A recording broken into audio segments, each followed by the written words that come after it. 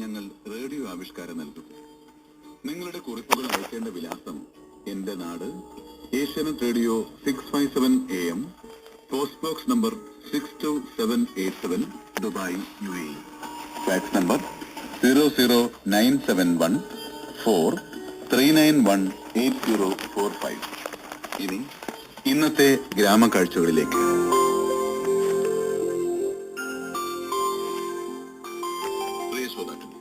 ഇന്ന് എന്റെ നാട് എന്ന ഈ പരിപാടിയിൽ അബുദാബിയിലെ അബൂബക്കർ എഴുതി അയച്ചു എന്ന കുറിപ്പാണ് പരിഗണിക്കുന്നത്. പാലക്കാട് ജില്ലയിലെ തൃത്താല നിയോജക മണ്ഡലത്തിലെ പട്ടിത്തറ പഞ്ചായത്തിൽപ്പെട്ട മല എന്ന ഗ്രാമമാണ് അദ്ദേഹത്തിന്റെ സ്വന്തം ഗ്രാമം. ആ ഗ്രാമത്തിനെ കുറിച്ചാണ് അദ്ദേഹം കുറിപ്പ് എഴുതി അയച്ചിരിക്കുന്നത്. അദ്ദേഹത്തിന്റെ കുറിപ്പിലേക്ക്.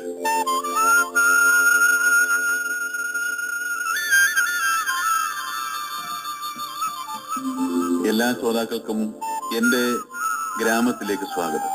മല എന്ന ചെറിയ ഗ്രാമമാണ് എന്റെ ഗ്രാമം. മല എന്ന് കേൾക്കുമ്പോൾ കൂറ്റൻ മലകളാൽ ചുറ്റുവരയ്ക്കപ്പെട്ട ഗ്രാമമൊന്നും അല്ല കേട്ടോ.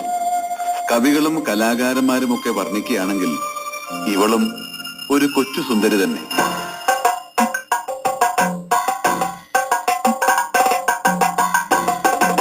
കൂറ്റനാട് ടൗണിൽ നിന്നും കുണ്ടും കുഴികളും വളവുകളും നിറഞ്ഞ പഞ്ചായത്ത് റോഡ് താണ്ടി 2 കിലോമീറ്ററോളം സഞ്ചരിക്കണം എന്റെ ഈ കൊച്ചു ഗ്രാമത്തിലെത്താൻ. സഞ്ചാരം നിങ്ങളെ ബോറടിപ്പിക്കയില്ല.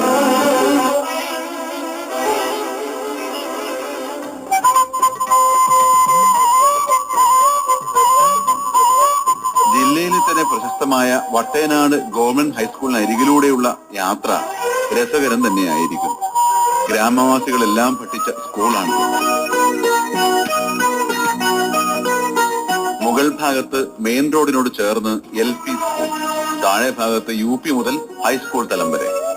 ഇന്നിവിടെ VHS തലം വരെ പഠിക്കാൻ അവസരമുണ്ട്. ജില്ലയിലെ കക്കാട്ടേരി, തണ്ണീർക്കോട്, ഞാങ്ങാട്ടേരി, തിരുമിറ്റക്കോട് തുടങ്ങി ഒരുപാട് പ്രദേശങ്ങളിൽ നിന്നെല്ലാം ഇവിടെ കുട്ടികൾ പഠിക്കാനെത്തുന്നുണ്ട്. നടുഭാഗത്താണ് സ്കൂളിന്റെ ഗ്രൗണ്ട്. കണ്ടില്ലേ, മൈതാനത്ത് നിറഞ്ഞു കളിക്കുന്ന കുസൃതികൾ. മറുവശത്ത് നാണയത്തൊട്ടുകളുമായി ഗേറ്റിനടുത്തുള്ള ഉന്തുവണ്ടിക്കാരനെ വട്ടം കറക്കുന്ന ബിരുദന്മാർ. ഒരു കൂട്ടർ ഐസ്ക്രീം വണ്ടിക്കാരനെ ഹോണടിച്ച് സഹായിക്കുക. കുറച്ചങ്ങോട്ട് നീങ്ങിയാൽ ആശാന്റെ പൂളക്കട കാണും. പൂള എന്നാൽ കപ്പ എന്നാണ്. 10 പൈസക്ക് ഇവിടെ കപ്പ കിട്ടും. ഇവിടെയും നല്ല തിരക്കാണ്. ഇതെല്ലാം കാണുമ്പോൾ ആരായാലും ഒരു നിമിഷം അവിടെ നിന്ന് പോകും.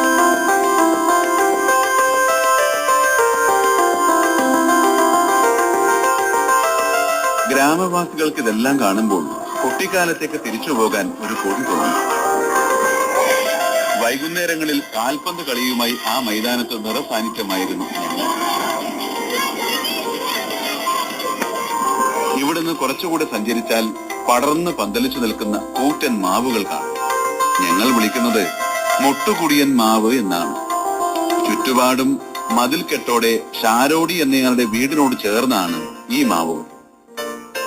കുട്ടിക്കാലത്ത് ഞങ്ങൾക്കതൊന്നും ഒരു പ്രശ്നമായിരുന്നില്ല. മദ്രസയിൽ പോകുമ്പോഴായാലും സ്കൂളിൽ പോകുമ്പോഴായാലും എത്ര സാഹസപ്പെട്ടായാലും അതിന് ചുവട്ടിൽ ഒന്ന് വിസിറ്റ് ചെയ്തേ ഞങ്ങൾ പോകാറുള്ളൂ. മാങ്ങ എറിഞ്ഞിടാനായി വഴിയിലുടനീളം ശേഖരിച്ച ഉരുളൻ കല്ലുകൾ പോക്കറ്റിലും മറ്റും സ്ഥാനം പിടിച്ചിട്ടുണ്ടാകും. അന്നൊക്കെ നല്ല ഉന്നമായിരുന്നു ഞങ്ങൾ. കുലയടക്കം നിലംപൊത്തുന്ന ഏറായിരുന്നു ഞങ്ങളുടെതൊക്കെ. ഉടമസ്ഥന്റെ അട്ടഹാസം കേൾക്കുമ്പോൾ ഞങ്ങൾ എല്ലാം ഇട്ടെറിഞ്ഞ് ഒരോട്ടമാണ്. അന്ന് അതുവഴിയൊന്നും റോഡുണ്ടായിരുന്നില്ല. മാവ് നിൽക്കുന്ന മതിൽക്കെട്ടിനരികിലൂടെ പാറത്തോടായിരുന്നു. ഞങ്ങൾ വിളിക്കുന്നത് പാറടേഴി എന്നാണ്. മഴക്കാലത്ത് വെള്ളം ഒഴുകുന്ന സ്ഥലമാണിത്, ഈ പാറത്തോട്. മഴക്കാലം കഴിഞ്ഞാലും കുഴികളിൽ കുറെ കാലത്ത് വെള്ളം കിട്ടില്ല. ആ വെള്ളത്തിൽ കല്ലെറിഞ്ഞ് കൂട്ടുകാരുടെ ദേഹമാസകലം വെള്ളം തെറിപ്പിക്കുന്നതും അന്ന് രസകരമായ ഒരു കളിയായിരുന്നു.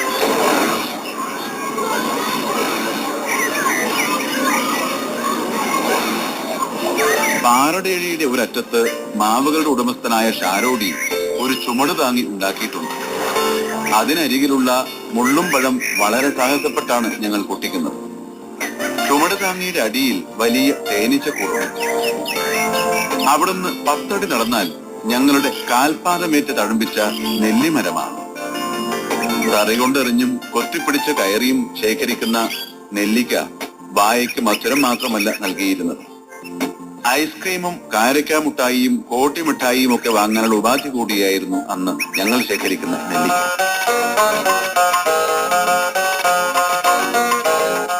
കാലത്ത് 6:30-7 മണിക്ക് തുടങ്ങുന്ന പഠനയാത്ര വൈകുന്നേരം 4 മണിയിലാണ് അവസാനിക്കുന്നത്.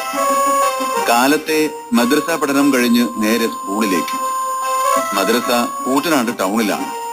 മദ്രസയിൽ വൈകി എത്തിയാൽ ഉസ്താദിന്റെ പക്കൽ നിന്നും ചുട്ട പെട കിട്ടും. അത് ഭയന്ന് സമയം വൈകിയാൽ ഞങ്ങൾ മദ്രസയിൽ പോകാതെയിരിക്കും. സ്കൂൾ സമയം വരെ ഞങ്ങൾ നെല്ലിമരത്തിന്റെ ചുവട്ടിലായിരുന്നു അഭയം തേടിയിരുന്നത്. ഇടയ്ക്ക് ആരെങ്കിലും ഒന്ന് തലയുയർത്തി നോക്കും, ആരെങ്കിലും ആ വഴി വരുന്നുണ്ടോ എന്നറിയാൻ. നെല്ലിമരവും കഴിഞ്ഞ് കുറച്ചുകൂടെ മുമ്പോട്ട് നീങ്ങിയാൽ മരങ്ങളാൽ ചുറ്റപ്പെട്ട ഒരു വളവ് കാണാം. അതിനരികിൽ ഒരു കുളമുണ്ട്. ചെകുത്താൻ കുളമെന്നാണ് ഞങ്ങൾ വിശേഷിപ്പിക്കുന്നത്.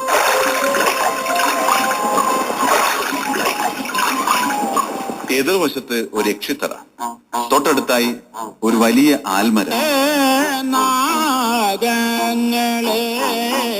ഇവിടെ എത്തുമ്പോൾ ഏതൊരാളും ഒന്ന് പേടിച്ചു പോകും.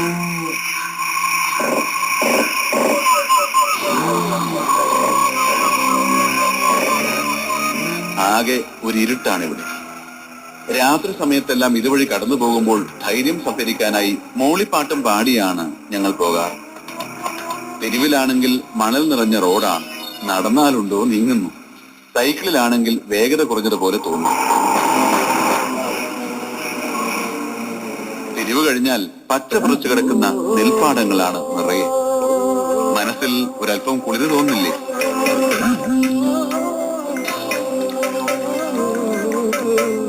ഈ ഭാഗത്തൊന്നും അന്ന് ഒറ്റ വീട് പോലും ഉണ്ടായിരുന്നില്ല. ഇന്ന് സ്ഥിതിയാകെ മാറി. ആ സൗന്ദര്യവും കണ്ട് കുറച്ചുകൂടെ നടന്നു കഴിഞ്ഞാൽ ഞങ്ങളെ ഏറെ ത്രസിപ്പിച്ചിരുന്ന ചേനം കുളമാണ്.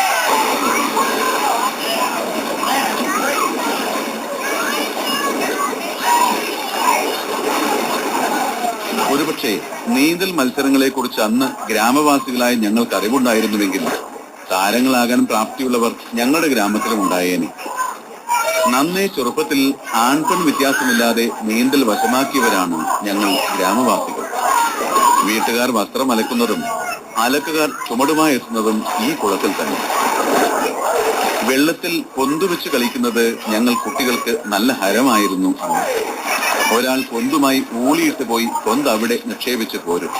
അത് പൊന്തി വരുന്ന സമയത്ത് ചാടി പിടിക്കണം. പൊന്ത് കിട്ടാത്തവൻ ഔട്ട്. വൈകുന്നേരങ്ങളിൽ ചൂണ്ടയിട്ട് മീൻ പിടിക്കാനും ഞങ്ങൾ സമയം കണ്ടെത്തിയിരുന്നു.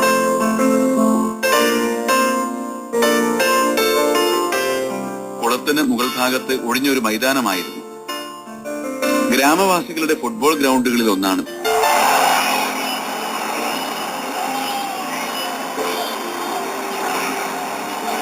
ഒരു മൂലയിൽ വീതിയേറിയ കള്ളികൾ കണ്ടിരുന്നു.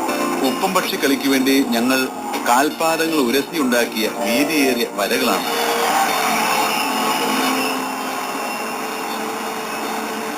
നമുക്ക് നടത്തം തുടരാം. ഈ തോട് കണ്ടില്ലേ? അപ്പുറത്ത് ഒരു തോട് കൂടിയുണ്ട്. അതിനന്ന് പാലമൊന്നും ഉണ്ടായിരുന്നില്ല. മഴക്കാലത്ത് വെള്ളം ശക്തമായി ഒഴുകുന്ന തോടുകളാണ്.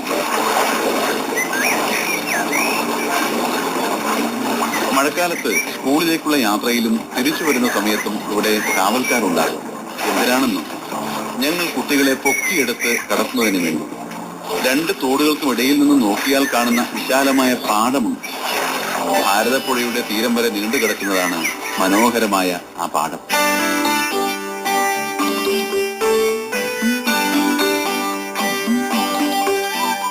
വർഷകാലത്ത് ഒരേ നിരപ്പിൽ വെള്ളം നിറഞ്ഞു കിടക്കും. വാഴപ്പിണ്ടികൾ കൊണ്ട് ചങ്ങാടമുണ്ടാക്കി ബഹുദൂരം ഇതിലൂടെ സഞ്ചരിക്കാറുണ്ട് ഞങ്ങൾ.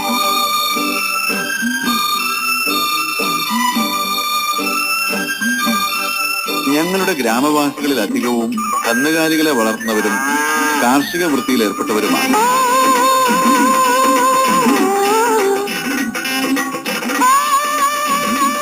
കാർഷിക വൃത്തിയിൽ നിന്നുമാണ് അവരുടെ പ്രധാനപ്പെട്ട വരുമാനം.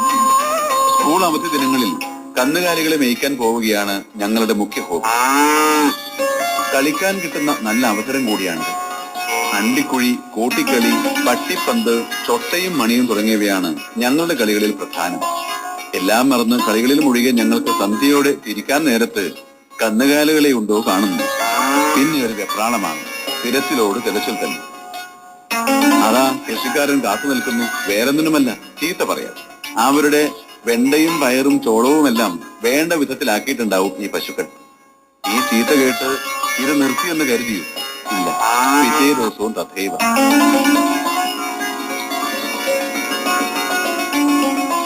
തോടുകൾ കഴിഞ്ഞ് രണ്ടാമത്തെ വളവിൽ കാണുന്ന പള്ളിയില്ലേ, ഗ്രാമത്തിലെ മുസ്ലിം മതവിശ്വാസികളുടെ പഴയകാലം മുതൽക്കുള്ള പള്ളിയാണ്.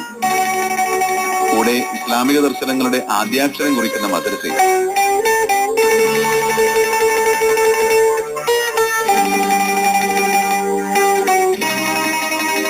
അടുത്ത വളവിന്റെ വലതുവശത്ത് കാണുന്ന ഒഴിഞ്ഞ പറമ്പ് ഞങ്ങളെല്ലാം കളിച്ചു വളർന്ന പറമ്പാണ്. ഒരുപാട് കളികൾക്ക് സാക്ഷ്യം വഹിച്ച പറമ്പ്. ഒരു അനാഥനെ പോലെ ഇന്നും ഒഴിഞ്ഞു തന്നെ കിടക്കുകയാണ് ആ പറമ്പ്. ഇന്നത്തെ കുട്ടികൾക്ക് കളിക്കാനൊന്നും സമയമില്ലല്ലോ. ഞങ്ങൾ മുളക്കം ഞാൽ എന്ന് വിളിക്കുന്ന ഈ പറമ്പ് ഒരുപക്ഷെ കുഞ്ഞു കൂട്ടുകാരെല്ലാം ആ വഴി കടന്നു പോകുമ്പോൾ വിങ്ങിപ്പൊട്ടുന്നുണ്ടാകാം. കുറച്ചങ്ങോട്ട് നീങ്ങിയാൽ മുകളിൽ ഒരു കോളനി പോലെ കുറച്ചധികം വീടുകൾ കാണാം. കണ്ടൻകാളിയും ചക്കനും കളരനുമൊക്കെ ജീവിച്ചു കടന്നുപോയ വീടുകളാണ് അത്. കളരൻ പേരുകേട്ട മന്ത്രവാദിയായിരുന്നു. ജാതിമത ഭേദമന്യേ അക്കാലത്ത് കളരന്റെ മന്ത്രച്ചരട് കെട്ടാത്തവരില്ല. പിന്നെ പറയാനുള്ളത് കണ്ടൻകാളിയെ കുറിച്ചാണ്. കണ്ടൻകാളിയുടെ കരിങ്കാളി ആരെയും ഒന്ന് വിറപ്പിക്കും. ഉത്സവകാലമായാൽ മിക്ക ക്ഷേത്രങ്ങളിലേക്കും ഇവിടുന്ന് തെയ്യം കെട്ടിപ്പോവുക സാധാരണമാണ്. അക്കൂട്ടത്തിൽ ആമക്കാവ് അമ്പലത്തിലേക്കുള്ള കണ്ടൻകാളിയുടെ കരിങ്കാളിയാണ് മുഖ്യം. വേഷം കെട്ടാൻ തുടങ്ങുമ്പോഴേ ചെണ്ട കൊട്ടി നാട്ടുകാരെ അറിയിക്കും. അപ്പോൾ ഞങ്ങളെല്ലാവരും അത് കാണാനായി ഓടിക്കൂടും.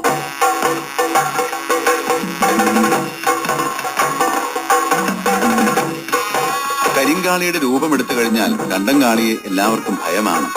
നാവും കടിച്ച് ഒരോട്ടമാണ്.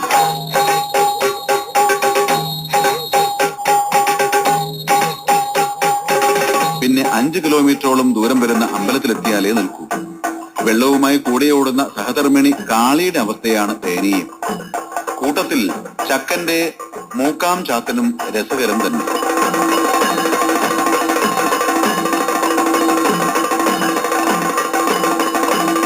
ഇനി കുറച്ചുകൂടെ സഞ്ചരിച്ചാൽ ഇടത്തോട്ട് തിരിഞ്ഞു പോകുന്ന റോഡ് കാണാം. അതിലൂടെ കുറച്ച് നടന്നാൽ കാണുന്ന അമ്പലം ഗ്രാമവാസികളുടെ പ്രധാനപ്പെട്ട ക്ഷേത്രങ്ങളിൽ ഒന്നാണ്, കുളപ്പത്തം കാവ്. ആദ്യകാലങ്ങളിൽ അവിടെ ഉത്സവമൊന്നും നടന്നിരുന്നില്ല. പിന്നീട് വന്ന തലമുറ വർഷാവർഷവും ഉത്സവം നടത്താറുണ്ട്. ആനപ്പൂരം തന്നെ. എല്ലാ മതക്കാരും സഹകരിച്ചാണ് ഉത്സവം നടത്താറ്.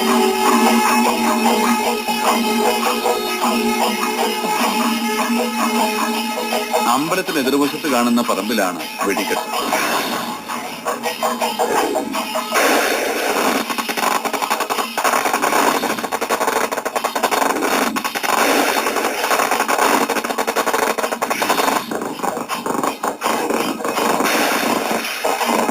മുൻകാലത്തെ പൗരപ്രമാണിയും നാട്ടുകാർക്കെല്ലാം വേണ്ടപ്പെട്ടവനുമായിരുന്ന ഏനിക്കാന്റെ പറമ്പാണ്. വൈകുന്നേരങ്ങളിലെ സ്റ്റേജ് പരിപാടികളും മറ്റും അരങ്ങേറുന്നതും ഈ മുസൽമാന്റെ പറമ്പിൽ തന്നെ.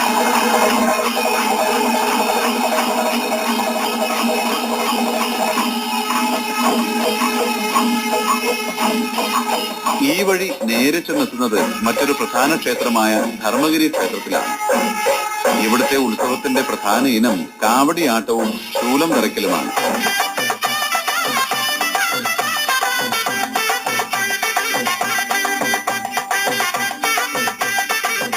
ശൂലം തറച്ച് കാവടിയാടുന്ന വേലായുധനും രാമനും കുട്ടനുമെല്ലാം ഇന്നും മനസ്സിൽ മായാത്ത ഓർമ്മയാണ്. അമ്പലങ്ങളിലെ വിശേഷങ്ങൾ പറയാനാണ് ആ വഴി നമ്മൾ തിരിഞ്ഞത്. നമുക്ക് യാത്ര നേരെ തുടങ്ങാം. ഗ്രാമത്തിനുള്ളിലൂടെ തന്നെയാണ് ഈ വഴി പോകുന്നത്. 2 തിരിവ് കഴിഞ്ഞാൽ കാണുന്നത് പാട്ടുവളപ്പിലെ മൊയ്തീൻ ഖാന്റെ ചായക്കടയാണ്. രാവിലത്തെ കച്ചവടം മാത്രമാണ് ഇവിടെ നടക്കാറ്. ചായ കുടിക്കുന്നതിലുപരി ചൂടേറിയ രാഷ്ട്രീയ വാദപ്രതിവാദങ്ങൾ ഈ വേദിയിൽ അരങ്ങേറാറ്.